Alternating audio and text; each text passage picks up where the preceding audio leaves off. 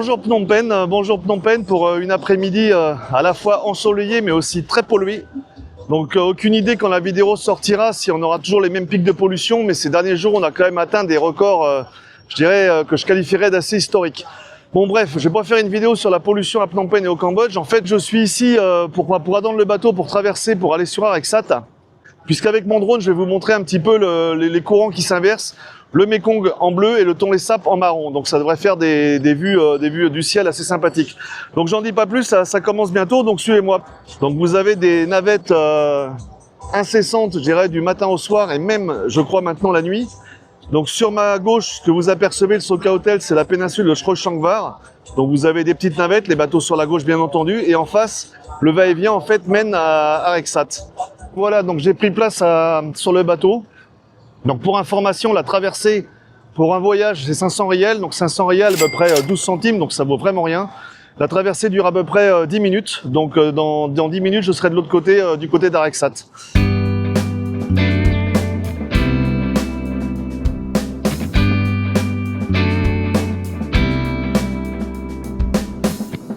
Vous voyez donc Phnom Penh, toute la partie Riverside sur ma gauche. Sur la droite, vous avez l'hôtel Soka, donc la pointe de la péninsule de Chroe Changvar, qui fait la jonction entre le Tonlé Sap et le Mekong. Donc là, vous avez l'un des deux grands bacs, je dirais, grand bac avec ce pont en hauteur qui font la navette, donc au nom de Vishnu et de Taprom. Pour ceux que ça intéresse, bien entendu, la traversée se déroule paisiblement. Vous pouvez apercevoir ce nouveau pont à suspension qui sépare l'île de Kopek, donc l'île du Diamant, à la nouvelle île construite assez récemment, l'île de Konorea. Donc en pleine expansion, en plein développement, elle aussi. Voilà, donc sous le ciel bleu, je dirais bleu-blanc. Donc on va voir la pollution effectivement au-dessus de Phnom Penh. Hein. Je vous ai expliqué tout à l'heure qu'on avait des pics assez violents en ce moment. Donc dû à des feux de broussailles, des feux de forêt et un climat un petit peu frais. Alors, quand je dis frais, je parle frais, il fait 20-21 degrés. Donc 20-21 degrés, ça peut paraître un peu paradoxal, mais à Phnom Penh, ça commence à être un petit peu frais pour ceux qui habitent à longueur d'année. Hein. Donc on est, c'est ça, on est à peu près à 10 minutes de traversée des deux fleuves.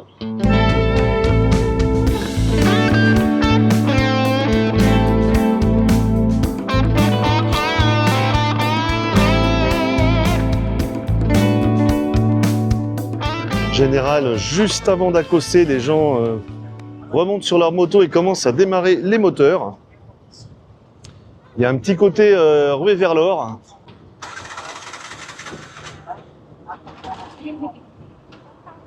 Ça va dépoter.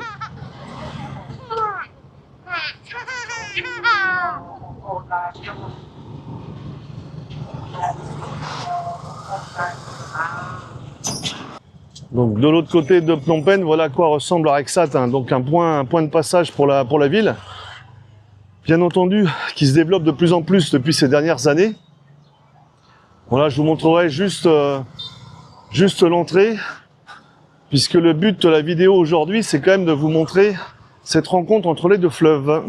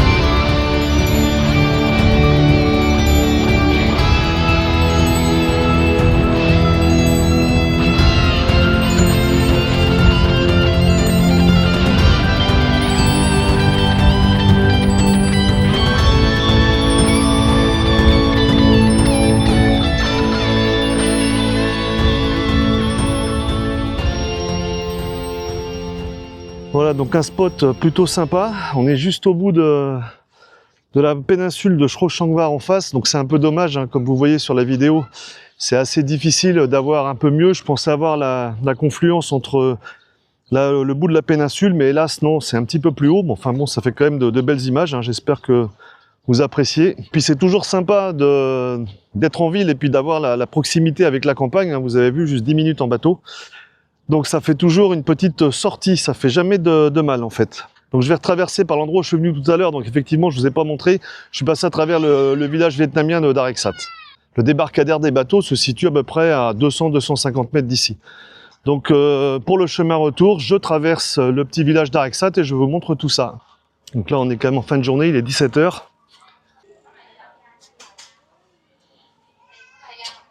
Donc là vous voyez, petite communauté de Vietnamiens au bord du Mekong. Donc c'est un petit peu l'ambiance qu'on retrouve dans le delta du Mekong en général. Donc une petite ambiance comme vous voyez souvent le long du Mekong, hein. Je pense notamment à des endroits comme Can Tho, Cai Be, Vinh Long ou d'autres villes. Donc c'est assez sympa, on est donc juste en face des tours de Phnom Penh, hein. Vous avez vu, c'est vraiment un autre monde. Vous avez de toutes petites ruelles qui séparent donc les maisons les unes des autres, pour les plus fortunés, hein, puisque vous avez vu quelques cabanons en bois.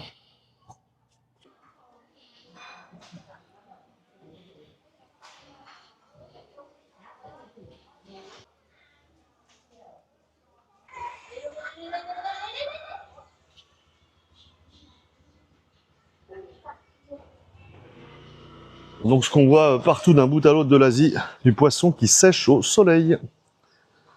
Enfin, en l'occurrence, là à l'ombre, donc à l'air frais.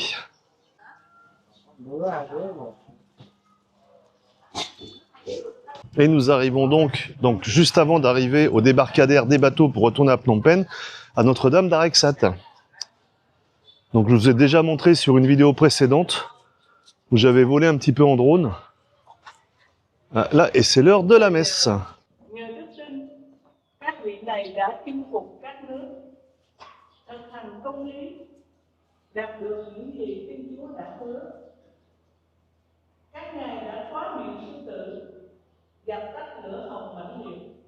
J'ai traversé toute la partie du village d'Areksat. La route est à peu près une dizaine de mètres, donc l'embranchement pour l'embarcadère est juste sur ma droite. Voilà la fameuse jonction en question.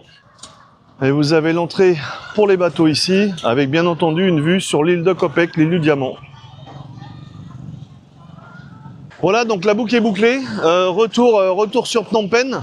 Donc j'espère que cette petite vidéo, une fois de plus inhabituelle, vous montrera un petit peu la rencontre du Mekong et du Tonlé Sap au moment où le courant du Tonlé Sap s'inverse vous a intéressé. Oui, il y a un peu de monde là, faut que je fasse gaffe. Quant à moi, je vous dis portez-vous bien et à très bientôt pour une prochaine vidéo sur la chaîne. Ciao!